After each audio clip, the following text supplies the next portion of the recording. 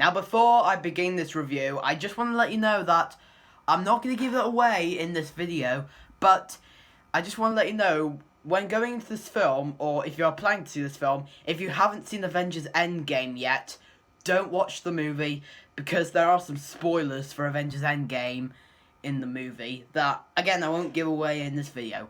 But if you have seen Avengers Endgame, you can enjoy the video, or the movie. And with that said, let's get to the review. Hey guys, it's Daniel here, finally back with a brand new movie review. Sorry I haven't been doing it in a while, just got back from Poland. And today I'm going to be reviewing Spider-Man Far From Home. The basic premise of Spider-Man Far From Home takes place after the events of Avengers Endgame, where everybody is finally out of Thanos' snap, including the kids at Peter Parker's school. So basically they go back to high school, and Peter Parker is just dissatisfied after the events of Avengers Endgame. And basically, he and his classmates go to Europe. They just want to spend time in Europe. But unfortunately, a bunch of monsters start to appear out of nowhere and attack Europe. And so now it's up to Spider-Man to dawn on the soup and protect the world once again. Now, I love Tom Holland as Spider-Man. I mean, from the beginning, like in Captain America Civil War, I have loved Tom Holland as Spider-Man, and I don't know if he's the best Spider-Man, because I love Tobey Maguire, and I love Andrew Garfield. He's just fantastic. I don't know which one stands out the most. I just love Tom Holland, and it is no surprise that I'm a big fan of the Marvel Cinematic Universe. I absolutely love and adored every second of Avengers Endgame. That had a really great conclusion, and I was kind of skeptical when watching Spider-Man Far From Home. I mean, I was really looking forward to it, but I was also kind of hesitant because Avengers Endgame would have been a great way to end the Marvel Cinematic Universe or Phase 3 of Marvel Cinematic Universe. But hey, if they didn't do this one, they wouldn't be. But Spider-Man Far From Home should have been like the beginning of Phase 4, but we just got at the end of Phase 3, so no complaining. And after watching the movie, I have to say, I really enjoyed it. I had a lot of fun watching it. It may not be at the same level as Avengers Endgame. Like, obviously, it's not going to be the same level as Avengers Endgame. But I did like it a bit more than Homecoming. And I don't know why, because I don't hate Homecoming. I think Homecoming is a fantastic film. But I just love the second one a little more. Now let's talk about some of the things I absolutely adore with this film. And the first big praise I have to admit in this film is the visuals. This is one of the best CGI films I've seen in a long time. It's kind of like the visuals and the fantastic aesthetics, just like the visuals in Doctor Strange. They just look fantastic. There's this one scene near the end of the second act that just looks brilliant. It's a good action scene as well. I wish I could just talk about it, but I can't because it would be a big spoiler, but my god, this scene is so visually stimulating and a bit scary. And kind of dealing with the visuals is, of course, the action scenes. I mean, what else can we see about action scenes? It's really no surprise that these action scenes are fantastic. All of the action sequences in the Marvel Cinematic Universe are mesmerizingly beautiful and ecstatic. There's this one fight near the end that it's just, I couldn't have asked for a better climax. The acting is brilliant across the board, and the characters were pretty fun to watch. I will admit that there are only 2 weak performances in this film, and that's the woman who played Aunt May, and surprisingly, and I can't believe I'm about to say this, Samuel L. Jackson. Now, I'm going to talk about why I feel this way later on when I talk about the problems, but the weakest actors in the film, I think those 2 are the weakest actors in the movie, but Tom Holland, you are my friendly neighborhood, because you can just live near me and I would be so ecstatic by your performance as Peter Parker.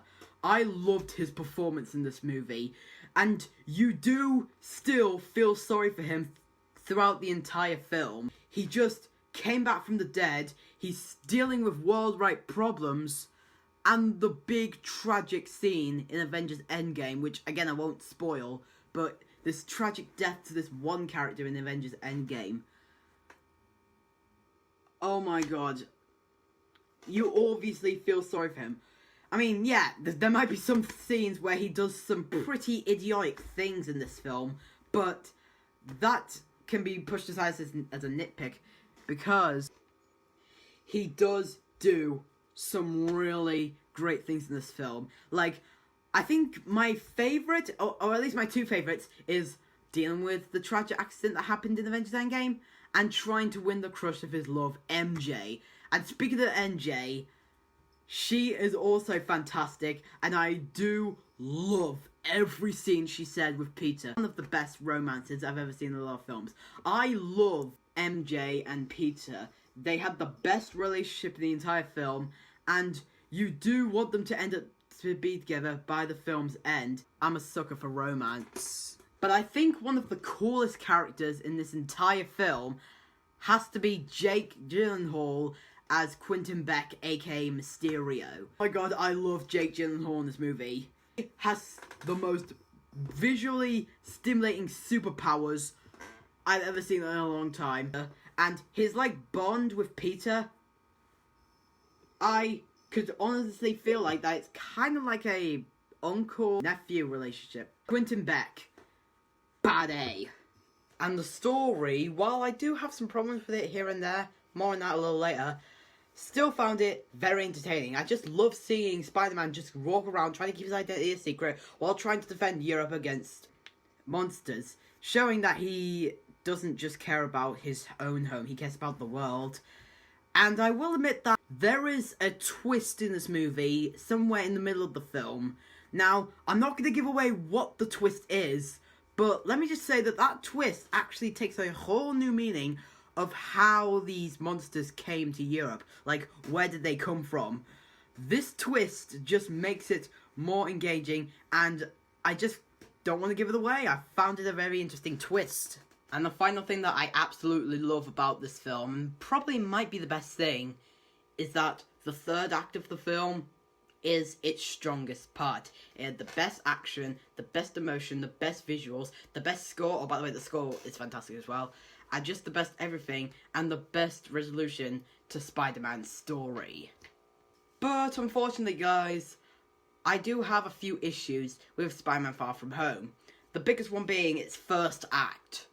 I found the first act pretty underwhelming and pretty annoying, because Spider-Man's just like screwing up and all that and just messing things up. That did get on my nerves, and it was a bit irritating. I was like, oh, stop it, stop it, stop, oh boy. Yeah, that has to be the problem with the story, the first act. Also, the twist of who the villain is in this movie, I did kind of call it. I mean, I knew that this person would be the villain when I saw the first trailer for Spider-Man Far From Home, but later I backed forward and gave the film a chance that this person wouldn't be the villain, and yet they ended up making this guy the villain. I mean, they were pretty obvious. I'm not going to say who it is, but they were kind of obvious. I did kind of call it. The final problem I had with this movie deals with some of the characters in the film. The minor ones are pretty forgettable. I mean, some of them were pretty annoying, or they were just too mean-spirited. I mean, I was quite surprised that I found Nick Fury a bit boring in this movie. I mean, I don't hate him. Obviously, I'm not going to hate him, but I felt like in some parts of the film he was being a bit too in the way and a bit selfish. I mean, Spider-Man just came out of the dead, out of Thanos' snap. He just wants to have fun with his classmates. I agree with Andy Tolsky that I was just like, Nick Fury, can you just go away? I mean, why are you trying to stop Peter from having fun with his friends in Europe? I think probably the characters that I felt were kind of annoying, and also their relationship is pretty painful, is the forced romance between Ned and this one girl. I think her name is Betty. The last nail in the coffin. What was the point of this romance? I mean, Ned never needed a girlfriend. I mean, If they did this in the comics, I've never read any of the Spider-Man comics, so I don't. So my perspective is from the movie. So if they were from the comics, then fine. But I haven't read the comics. I've only seen the movies. But I wasn't attached to their romance. They fell in love straight away after Ed says a couple of lines on the airplane, and it was painful. And the end of their romance, unnecessary. The ending to their romance, then this romance was practically pointless. But I think, honestly, the most despicable, and I kind of mean despicable, change to a character in this entire film is Aunt May. What did you do to her? She's basically, like, taking all, like, the fame because she knows that Peter is Spider-Man. And I know that, but I think the Aunt May that I know, when she finds out that Spider-Man is her, she would have been supportive for him, like, oh, Peter, don't worry. You can beat those people who try to kill you. Even though a lot of people might hate you for this, I do love you. That is the Aunt May that I know, but instead she shows everyone Spider-Man, not Peter Parker, but Spider-Man, and taking a lot of fame and all that. In this film, she ends up coming across as this pretty selfish jerk. Takes all this, and I can't believe I'm saying this right now, that Aunt May was a pretty selfish jerk, but it happened. That is not the Aunt May that I know. Besides the problems with the other characters and the pretty terrible third act, did I enjoy it? Yes. Did I enjoy the characters? Yes. Did I enjoy the acting? Yes. Did I enjoy it so much that I was going to see it for a second time? Yes. I really enjoy the characters, and I absolutely love Tom Holland as Spider-Man. I mean, I love this character so much. It may not be the best Spider-Man film of all time. That still, honestly, has to be Spider-Man Into the Spider-Verse. Nor do I think is this movie as good as Avengers Endgame, of course. But I still had a blast with this movie. It is a bit better than Homecoming, and I guess I'll give it a 4.1 out of 5. I think when I see it again, I might like it a bit more. And I have to warn you, if you don't care about the post-credit scenes in a lot of these Marvel movies, when you go see this movie at the cinema, at least stay until halfway through the credits. Because the mid-credit scene in this movie had me saying, no, no, no way, oh my god, no. So anyway guys, what do you think of Spider-Man Far From Home? Did you really enjoy it? Did you hate it? Do you not like the change that they made to Aunt May? And, I don't know if I asked you this before, but what is your favourite Spider-Man movie? For me, it obviously has to be Spider-Man Into the Spider-Verse. I mean, that one is just fantastic.